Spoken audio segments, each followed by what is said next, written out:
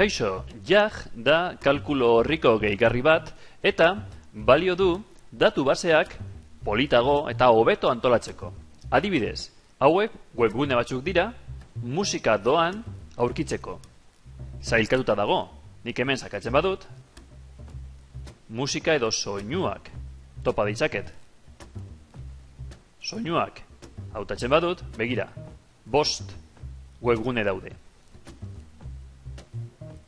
Musika hautatzen badut, 6. Dena hautatzen badut, agertzen dira guztiak. Kuadrotxoan sakatzen badut, webgune hori irekitzen da. Informazioan sakatzen badut, informazio gehiago irekitzen da. Nola sortzen da taula hau? Nola sortzen da JAG datu base bat? Lehenengo pausoa, zure driven sortu kalkulo horri bat. Bigarren pausoa, gehitu JAG gehigarria, sakatu hemen, ez dagoenez txertatuta, eskuratu gehigarriak. JAG table esan dugu. Hau da, gehitu, eta zure kontuarekin, baimendu sartzeko zure kalkulo horrietan. Gehituta dago. Orain, gehituta dagoenez, sortu taula bat. Hau da adibide bat. Guk hau ez dugu nahi. Beraz, ezabatu. Utzi lehenengo lerroa, hori bai. Eta orain, hasi betetzen datuak, edo nik aldez aurretik prestatuta neukanez, erabiliko ditut datu horiek. Hauek ziren datuak. Kopiatu. Eta itxatxi. Ze datuak eskatzen ditu? Izenburua, azalpena, irudiaren esteka. Nola lortzen da irudi baten esteka? Adibidez, jamendo. Bilatu Googleen jamendo. Hau da logotipoa.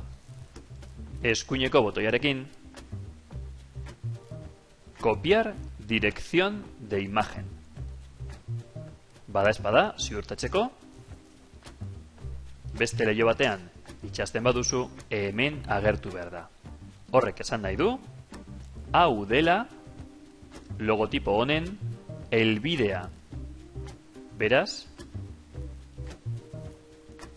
zoaz kalkulo horrira, eta hemen jamendon itxatxi logotipo hori.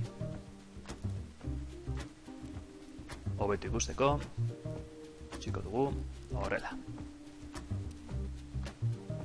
Beraz, izenburua, azalpena, irudiaren URL-a, linka, azken finean, kutxan klikatzean izenburu horretan, joango gara webgune batera, ezta? Eta, bi filtroak. Zergatik? Gogoratu.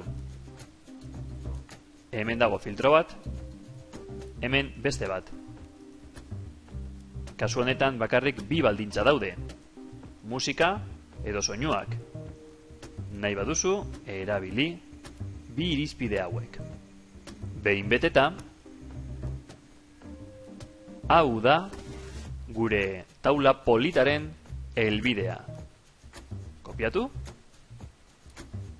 Eta leiho berri batean itxasten badugu, agertu behar da guk nahi genuen bezala. Eskuineko zutabea ez bazaizu agertzen, sakatu gehigarriak, JAG, eta erakutsi URL-a. Hemen agertzen da berriro, helbidea, txertatu nahi baduzu kode enbebidoren bidez site batean, sakatu hemen azpian,